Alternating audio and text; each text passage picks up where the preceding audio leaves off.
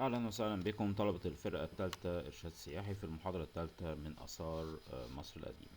احنا ابتدينا دراسة معبد الكرنك زي ما اتكلمنا عليه المحاضرتين اللي فاتوا. اتكلمنا المرة اللي فاتت عن الفيرست بايلون، وقلنا كمان كلام كتير عن السفنكس افنيو in front of the first pylon of Karnak temples. The scene is representing the technique of the construction of this building using this mud brick ramp. So this lecture will going to be on the first open court. As you can see down of this photo, we can see the first pylon down there, the main entrance between the two towers of the first pylon. The open court just behind the first pylon, and in this area between the first and the second pylon. The open court was originally used by the common people to worship for the gods, to buy and sell the statues of the gods, to meet each other, use it as a club, something like that, and also use it as a place to teach, to study something, to asking the priest about something in their life, and also to making offering to the gods in front of the statues of the gods in this open court, to give this offering to the statues, and even to give the offering to the priests themselves, to take it to inside the temple, to give it to the statues of the gods inside the temple, which is more important than the statues outside. So there is no way for the common people to enter the temple, the inner part of the temple, through the second pylon that you can see on the top of this photo. No way to get to inside the temple, so they can get out of this area, the open port, or get to inside through small doors on both sides. One you can see to the right hand side just above the Ramses III temple, and one to the left side. There are many monuments in this open court, starting with the three shrines of city, the second chapels. It's down there to the left side, and these chapels, that will be the first thing we're going to explain. So before explain the three chapels of City the Second, you can see the rest of the Sphinx Avenue that we went through from the Harper to the first pylon. And actually this Sphinx Avenue during the time of King Ramses II were originally in their original place in the middle of this area, but when they decided to build this open court and the first pylon during the late period, they decided to remove these Sphinx Avenue from in the middle of this area in front of the temple, move it to inside, and just put it in front of these colonnaded area on both sides. And both sides of this court, the court is surrounded with two columns, line of columns. Each one is represent, of these columns represent papyrus bud capital. كلمة bud معناها مقفول. We have two kind of papyrus capitals for the column. The bud capital وهي زهرة اللوتس مقفولة, or the open papyrus capital, زهرة اللوتس المفتوحة. As you can see, the first column to the extreme right side is unfinished and not ever finished, and you can see it's not polished or formed in the form of the lotus flower. So it's unfinished, and I believe that it was apart from the first pylon, and completely both the pylon and this column unfinished, completely dating back to the 30 dynasty. Here is another photo show you the back of these sphinx, which are each represent the god Amun-Ra himself in the form of a lion and the ram head. On the other side of the court, we have another colonnaded line surrounded the court from the other side, and in front of it there are again a row of this Sphinx Avenue. Just in front of the Sphinx Avenue, in our way to inside the temple to the left side, we have these shrines of City the Second. These shrines were originally, yeah, it should be, not originally, but it should be built inside the temple itself. But actually, because the temple is very crowded and there are a lot of monuments inside and a lot of constructional temples, shrines inside, so City the Second found no place completely inside the temple to build his own shrines. So he decided to build these three shrines outside in the open court, which is extraordinary construction. These shrines were used originally to keep the golden pots of the triad.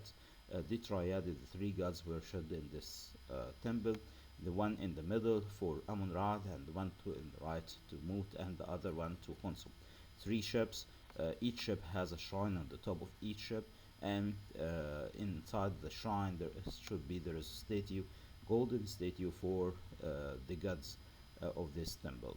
And one of the daily ceremonies of the priests in this temple to making offering in front of these golden shrines.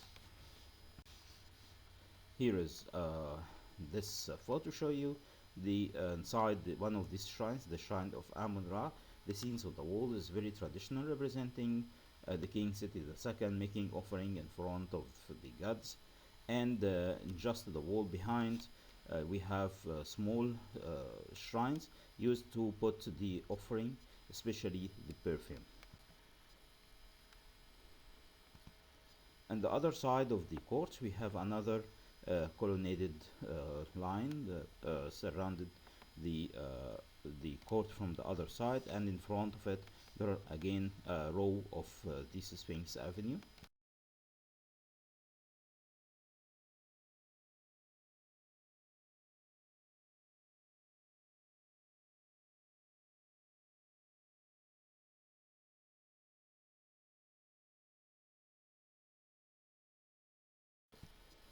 Uh, to the right side of the open court, we have this beautiful temple of the King Ramses III.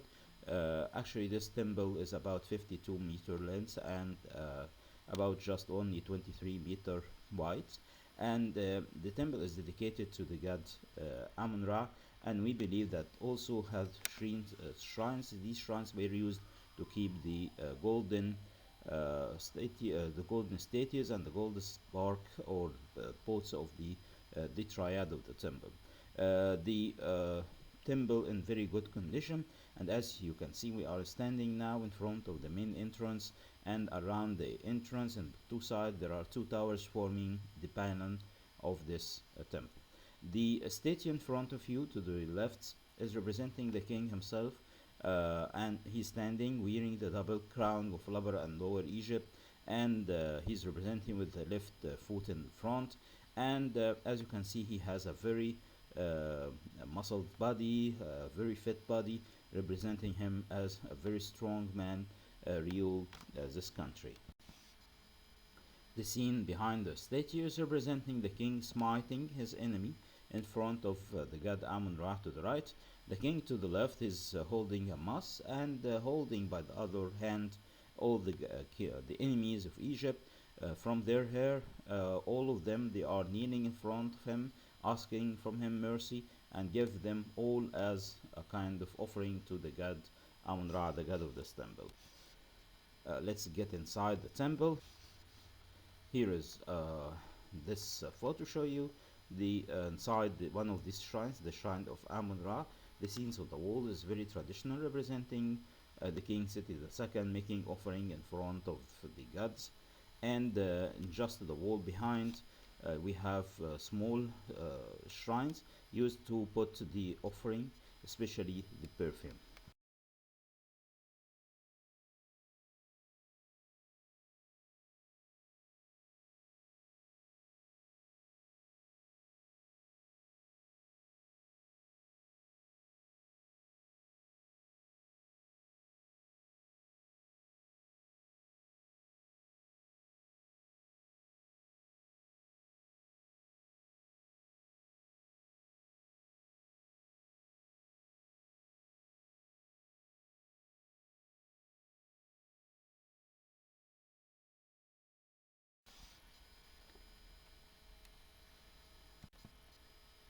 Here is the colonnaded court, and it has just four bud papyrus column, which lead us to the three shrines where the ancient Egyptian used to keep the golden barks of the triad. Let's get outside. Actually, this is not including in the lecture, but this is the Papastes hold, and it's dated back to the 22nd dynasty. It's completely destroyed.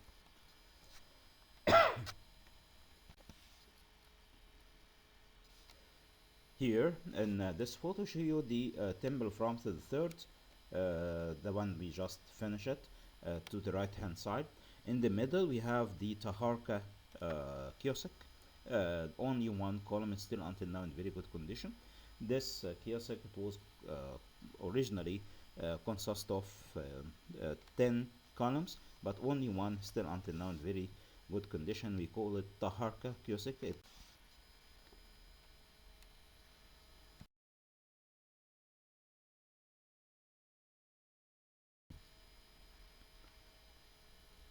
In front of the second pylon, and before to get through to inside the temple, we have here some statues. The rest of them is this one, which belonged to the king Ramses II, representing him as a man standing in front of him, one of his daughter.